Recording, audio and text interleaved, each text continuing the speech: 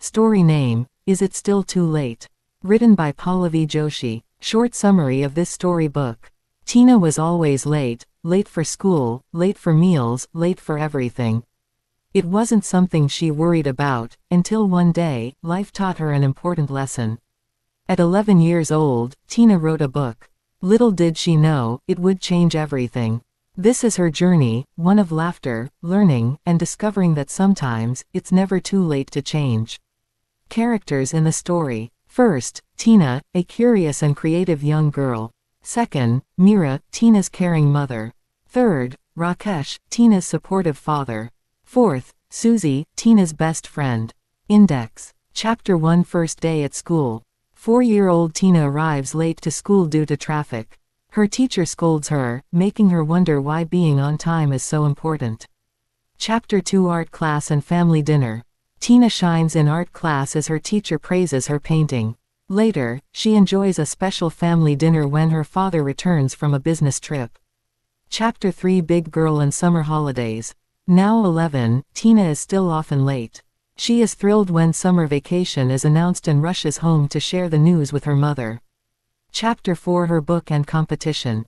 During the holidays, Tina writes a book but nearly misses the submission deadline for a school competition. With her teacher's help, it gets submitted just in time and impresses everyone. Chapter 5 Big Day. Tina arrives at school on time for once and learns she has won first place. She proudly accepts her award, realizing that with effort, she can change and succeed. Now, let's listen to all the chapters completely one by one. Chapter 1, The First Day at School. One lazy afternoon, Tina sat curled up on the couch beside her mother, Mira, watching their favorite movie. She was only 4, with bouncy curls and big, curious eyes that sparkled with excitement. Even though she had only been in preschool for a month, Tina was convinced she already knew everything, well, almost everything. As she listened to the evening news, she heard something that thrilled her. Tomorrow will be a cold day, the weather reporter announced. Tina grinned. She loved chilly mornings, and she couldn't wait to go to school. But the next morning, things didn't go as planned. The roads were jammed with traffic, and by the time she reached her classroom, her teacher stood at the door with arms crossed. "You're late again, Tina," the teacher scolded. Tina's excitement faded. "Sorry, ma'am," she mumbled. She shuffled to the last bench and sat down, her little fingers tapping the desk. Why do teachers care so much about being on time? She wondered. But deep down, a tiny voice in her head whispered, maybe it really is important. Chapter 2, Art Class and Family Dinner. During her art class, Tina's mind wandered. She stared at her blank paper, her thoughts drifting far away, until lunchtime, the teacher announced. The room erupted with cheers as children rushed to grab their lunchboxes. Tina took out her tiffin and shared her delicious pasta with Susie, her best friend. After lunch, they ran to the playground, giggling as they played on the swings. But soon, it was time to return to class. The drawing teacher walked in and beamed at Tina. "You're a wonderful artist," she said, holding up Tina's colorful painting. The entire class clapped, and for the first time, Tina felt a warm glow of pride. That evening, something wonderful happened. Her father, Rakesh, came home early from his business trip. "Dad," Tina squealed, running into his arms. "I missed you, my little one," he said, lifting her up. To celebrate, he took the family out for dinner. They laughed, shared stories, and made unforgettable memories. It was one of the best nights of Tina's life. Chapter 3, A Big Girl and Summer Holidays. Years passed, and Tina was now 11. She was in 7th grade, and though she had grown taller, one thing hadn't changed, she was still always late. One morning, she rushed into class, out of breath. Her teacher shook her head. "Tina, late again." Tina gave an embarrassed smile. "Sorry, ma'am, I overslept." After school, she flopped onto the couch. "Tired?" her father asked. She sighed. "Yes. School is great, but some days feel so long." Mira watched from the kitchen, smiling at the sight of her daughter and husband chatting. But the next day, something exciting happened. "Students, I have an announcement," the teacher said. "Tomorrow marks the beginning of summer vacation."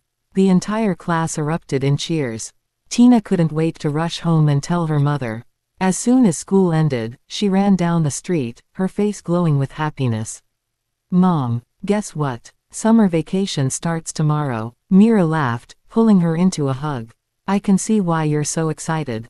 Little did Tina know, this summer would be life-changing. Chapter 4, Her Book and the Competition. With no school to rush to, Tina spent her summer days writing. She filled pages with stories of magical lands and exciting adventures, her imagination flowing faster than she could write. Days passed, and her notebook grew thicker. Before she knew it, she had written an entire storybook. She was so proud of her work, but there was one problem: she never checked the deadline for the school's writing competition. On the last day of summer vacation, she excitedly handed her book to her teacher. Her teacher's eyes widened as she flipped through the pages. "Tina, this is incredible. But, there are only 10 minutes left to submit it for the competition." Tina's heart dropped. Not again. Seeing her distress, the teacher smiled. "Don't lose hope. I'll submit it now, and I'll also recommend it for the school library." Tina's classmates clapped and cheered. She had never felt prouder. That evening, she rushed home to share the news with her parents. Her father grinned. "This is a huge achievement, my girl. Maybe one day, you'll be a famous writer." Her mother clapped excitedly. "I'm so proud of you." For the first time, Tina realized that effort and passion could lead to something wonderful, even if she had almost been too late. Chapter 5, The Big Day. The next morning, something remarkable happened.